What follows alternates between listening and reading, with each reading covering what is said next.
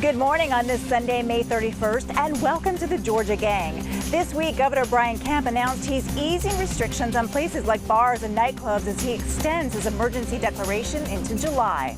The U.S. Justice Department closes its investigation into Senator Kelly Loeffler's stock portfolio, and two major business groups are joining forces to push for a hate crimes law in Georgia. Tharon, Phil, Janelle, and Cathy are joining us from their homes. The debate and discussion begin right now. From the Fox 5 studios, the Georgia Gang starts now. This week, Governor Brian Kemp said we've got to figure out a way to live with COVID-19, and if there's a second wave, he doesn't anticipate shutting down the economy again.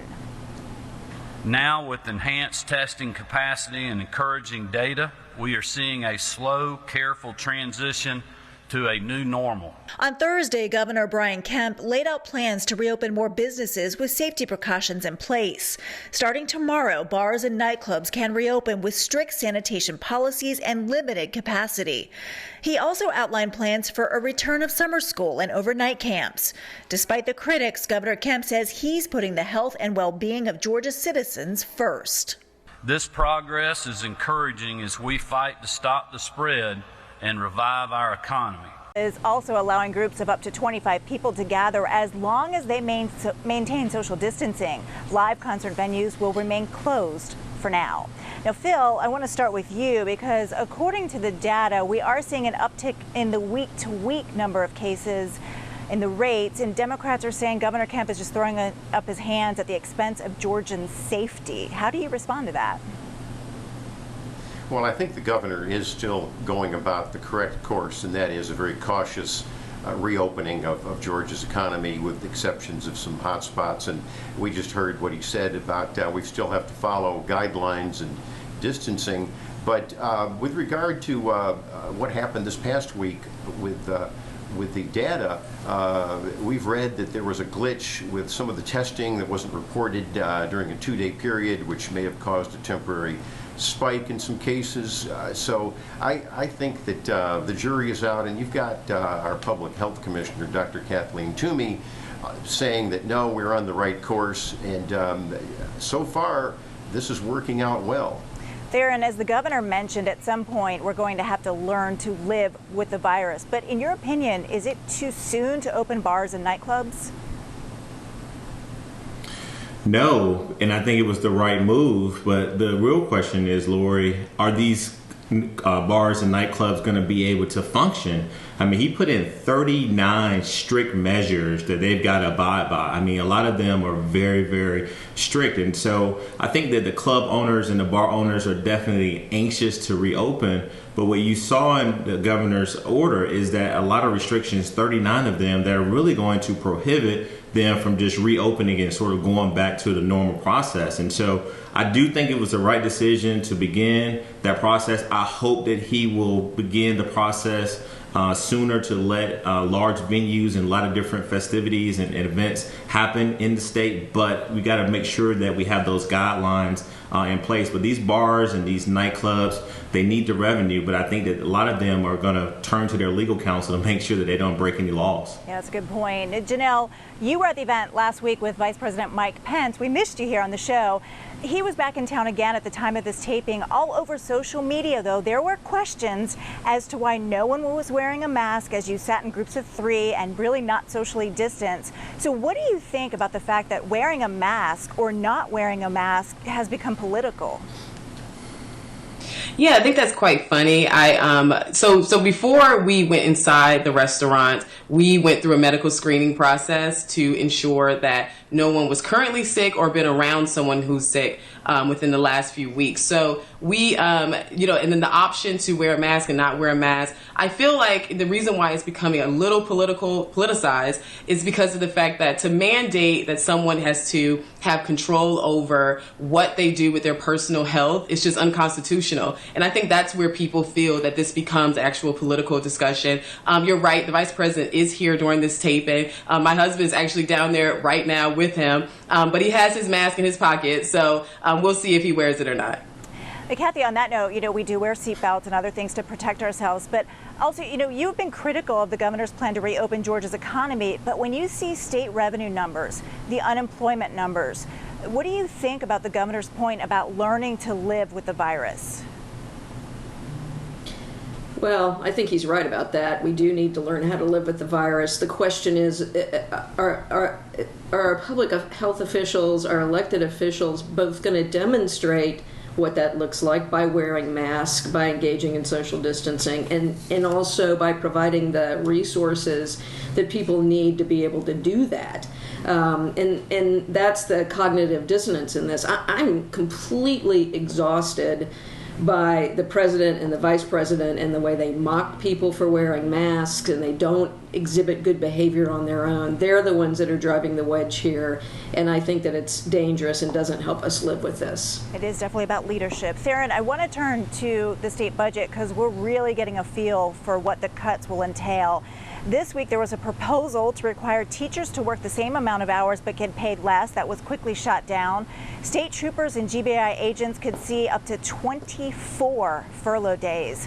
Is there a way out of this without raising revenue from somewhere? I mean, a higher tobacco tax, sports betting? What do you think?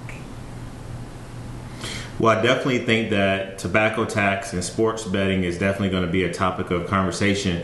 But Lori, we even saw Republicans come out. Senator Butch Miller said, hey, we're not going to require teachers to work the same amount of hours with less pay. He really pushed for adequate pay. And you saw Democrats really push back and say, do the Republicans really want to start cutting education and public safety? And so, I've been very, very supportive of what these legislators are about to endure when they reconvene at the session. But I can tell you that you got to figure out where are the places in the budget that you can really find some true bipartisanship. But right now, what we're seeing is the beginning of Democrats sort of locking down and pushing their narrative, and Republicans sort of defending the cuts. I think we got to find some common ground, because at the end of the day, we do have to cut the spending, and we got to find alternative ways of revenue. Phil, where is that common ground in your eyes? Well, I think Tharon's right to find some common ground, and I think the common ground are these billions of dollars in tax credits and tax breaks, many of which are unjustified or need to be pruned back. And I've talked to several state lawmakers this week, and I think that is the main way to go. You can't keep playing winners and losers and award one company a break and not another company that is screwed over. And Senator John Albers, for example, has done a study committee on where we could cut. I know Senator Chuck Hufstetler is an expert in this area, and so I think you'll see a discussion on that. I'm for throwing out all three revenue producers: sports betting, local option pari-mutuel horse racing, and of course destination casino gaming. I think that's going to be back on the table. We've got a short time, 10 days, but look for those to try to write the budget. I don't want to see law enforcement cut, though. I thought those ideas aren't going to go anywhere, or teachers for that matter. Yeah, exactly. Janelle, what do you think? I mean, some of these tax breaks are very popular. I mean, the film tax credits, just to name one. Yeah, I think right now what we're seeing is a much, much, much more important need for just cuts in general. When it comes to what I remember when Governor Kemp first said that he was going to ask us to cut, across the board, and it was such an uproar and just upsetting to everyone. But now we see with COVID-19 that the need for a rainy day fund is so much more important. So whether it comes to tax breaks or tax cuts, I think that we definitely need to look at how we're doing this and making sure that we are positioning the state in a position where we can win and where we're prepared for another situation such as what we saw with COVID-19. Cathy, weigh in on this because, politically and realistically, it's going to be tough to cut healthcare, education, law enforcement. So where does the funding come from? Well, Phil and I don't agree on much, but eliminating the tax credits is something I think that we can all agree on. This is just not the time to give away money, and there's a lot of it that is given away. And what we have to do is help people at the bottom of the economy get their jobs back. And so I think that's going to be critical. I still think that we have to prioritize where we're going to spend money. I think public health, obviously, is going to be number one. Education is number two. We can't let kids fall behind because this will have a generational impact. And then, we look at the budget from there. But the Republicans have made decisions in recent years to cut government to the bone. So there's not a lot to cut, and the only way to go is to go up, and that's to increase taxes. And there's a cap on that. But I think we really need to think about the people who are still, making lots of money because policies benefit them, may need to pay a little bit more while we help the people who can't help themselves in this economy get by. We'll be watching this for months to come. Thanks, everybody. Well, coming up, a major development in Georgia's second U.S. Senate race as the Justice Department closes its investigation into Senator Kelly Loeffler's stock trades. Have a question or comment for the Georgia Gang? Email them at georgiagang@foxtv.com. Senator Kelly Loeffler's campaign declared victory this week after the U.S. Justice Department closed its investigation into her stock portfolio. She was accused of selling off stocks and investing in others after attending a closed-door briefing on the coronavirus in January. Janelle, I'll let you go first. We've talked about this so much on the show. You are the honorary co-chairwoman of her campaign. Your thoughts? Yeah, absolutely. I am honorary co-chair of her campaign, but I'm also a voter. And when it comes to the voters, I think I can say that this is drawn on for way too long. When it comes to those who are on the Loeffler side, we knew this was going to be the outcome. We knew it from day one. And just from the conversation that we had with the senator, I have to say that I'm quite disappointed in what's happening on the Collins side. I remember during the impeachment when Congressman Collins said that the left doesn't care about facts. He said that the American people understands due process. And he also said that he fights with facts, although he continues to perpetuate the lies and the attacks that are coming from the left as it relates to this, even after the exoneration. So I really think that what we need to do now is just focus on moving past it and having an actual real campaign process. Phil, weigh in on that if you would, because, Janelle is talking about Doug Collins, who's a fellow Republican in that race. We also have others, Raphael Warnock, a Democrat, but weigh in on Janelle's response. Yes, I think that it's obviously good for Senator Loeffler that she was exonerated by the SEC, and I think other issues will now come to the fore. I actually think Senator Loeffler's ads have gotten a lot better. I was critical of some of the early ads, and I think it's showing her as more genuine and certainly charitable. I do disagree with the one ad. I'm going to have to stick up for Congressman Collins here. I think that the ad calling Congressman Collins a liberal is laughable. You might disagree with the congressman on perhaps some of his votes and might want to focus on them, but nobody's buying that. I don't think that ad will get any traction whatsoever. He's got one of the most conservative voting records in the House Republican caucus. Tharon, do you think on the Democratic side, is there any chance that this issue will be behind Senator Loeffler now that the U.S. Justice Department has weighed in?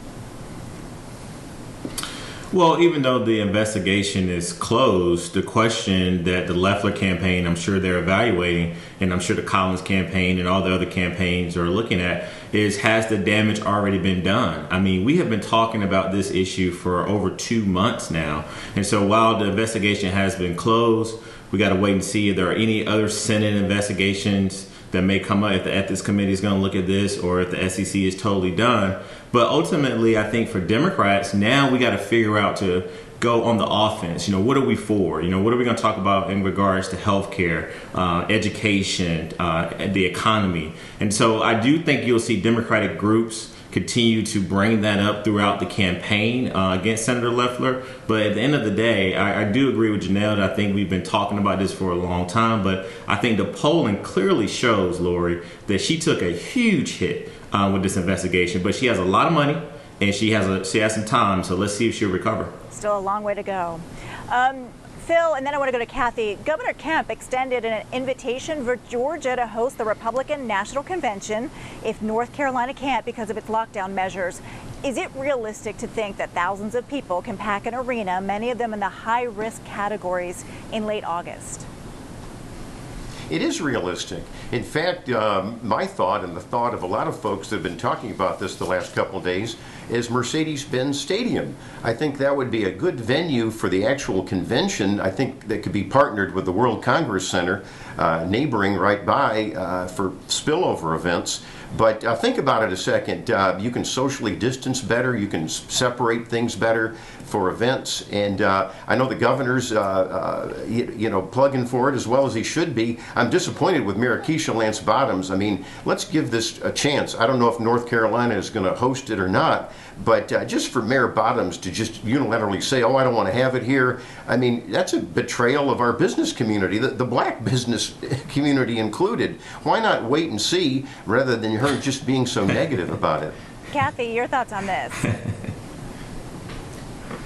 Well, look, if you're an elected official and you spring something on somebody's jurisdiction without talking to them, you deserve the response you get, right? What we've seen with this governor over and over again is that he makes decisions in a unilateral way and he doesn't bring it along. When you say you're not going to open up live entertainment venues, but then you say you're going to pack thousands of people at a convention, into a facility in the city of Atlanta, expect people to question the hypocrisy of that. I don't know where they're going to do it.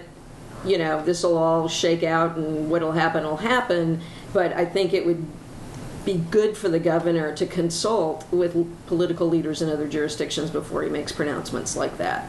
I want to move on now to an anonymous mailer in the 7th Congressional District that shows a photoshopped State Senator Renee Unterman in a straitjacket. Tharon, this one crosses the line because Senator Unterman has been very open about her battles with depression.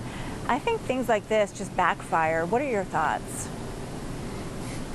Yeah, whether you're a Democrat or a Republican, we all have come together and basically said that mailer was just disgusting. Senator Unterman and I, we disagree on a lot of policy issues, but I've lobbied her at the state capitol as a senator and worked with her on some issues. And she's been very public about her divorce, but more importantly, sort of the mental impact of that divorce and how she's tried to cope with it. And so this gentleman in Gwinnett County, who I think is kind of behind this effort, people have come out and called him out. Brian Robinson, who appears as a guest panelist on here, really went to Twitter and called it out. And so we'll see if it backfires, but it's definitely uncalled for. Janelle, as a Republican female, weigh in on this because I think last month there was another mailer that referred to Senator Unterman as a bimbo. Politics is dirty and nasty, but just let me get your opinion on this. Yeah, it is. Politics is dirty and nasty, but it seems that unfortunately it's even nastier when it comes to women. And when you see polls soaring at the expense of attacking women for just being a woman, that is absolutely ridiculous. When it comes to Senator Unterman, I definitely stand with her wholeheartedly when it comes to this issue. I think that, she's already showed her bravery by attacking back and saying exactly what, where this comes from, and talking about her personal experiences. But here's the thing. For some reason, these candidates seem to think that when you attack one person, that does not mean that you're attacking other people. When there are a lot of women, a lot of people in general who have battled with depression. So I think that this is definitely a low blow. I'm really over the whole idea of attacking women in a way that causes them to have to fight differently when it comes to these elections. If you can't fight fair, then you shouldn't be in the race. I agree. Thank you, Janelle. Well, coming up, the Georgia and Metro Atlanta Chambers of Commerce are calling on lawmakers to pass hate crimes legislation. We'll discuss next. Join the discussion on the Georgia Gang Facebook page and watch past episodes on the Georgia Gang YouTube channel. Two powerful organizations are joining forces to try and convince lawmakers to pass a hate crimes bill. Both the Georgia and Metro area Chambers of Commerce want a hate crimes law. Tharon, after the shooting death of Ahmaud Arbery and now George Floyd in Minneapolis, there is a growing momentum for a bill that has already passed the state house. Your thoughts on this after just another horrific week? Yeah, Lori, I'm tired, and I'm tired of saying that I'm tired. It seems like too often I'm coming on this show talking about how I believe that black men in America right now are under attack. Another innocent black man is murdered by a white police officer. it's a shame. In regards to what's happening here in Georgia, I want to commend the Georgia Chamber of Commerce. I do serve on the board of directors there, and also the Metro Chamber of Commerce, for coming out and saying that we need a hate crimes bill. And what we're seeing, Lori, is that a very strikingly resembling sort of progress being made in the former Deal administration. We so many times saw the business community step up and sort of speak out to sort of stop legislation or promote legislation for being passed. And so while I do commend them for doing that, I still think that we need to have a discussion of what's in the actual current hate crime legislation. There are many people that feel that it does not go far enough. There are many people that feel that all it is sort of an added on years of sentencing to crimes. And so you're about to see Democrats and Republicans have a robust conversation about what exactly is in that bill. And quite frankly, will we have enough time to amend it? Because as Phil pointed out, we only have 10 legislative days. But I still think that we need justice in Georgia and we need justice in America. And the hate crimes bill is just one step towards some of the institutional bigotry and racism that exists in our criminal justice system. Phil, your thoughts on this, because, you've mentioned that you don't think it really, the current legislation doesn't really do much. No, it doesn't. All it is a sentence-enhancing bill. If you read the bill by Representative Chuck Castration, and the Speaker has said it's not going to be amended, which it ought to be amended because both lawmakers on the right and the left don't like it for varying reasons. And judges right now have the authority to enhance a sentence on a case-by-case basis if it's an egregious murder. And so I've also mentioned in last week's broadcast that the state Senate has no appetite for it. Yes, there's 10 days left. As we've talked about earlier, the budget is the most important thing, tax breaks. What are we going to do about that? And so I think if the Senate's not going to do anything, and they've indicated that, we need to move on to other more pressing issues. And you know what? I just want to put in a word to push back on Tharon. There's thousands of fine professional police and law enforcement officers in this country, and these are outliers. It's terrible what happened in Brunswick. It's terrible what happened in Minneapolis, but let's not get hysterical over this.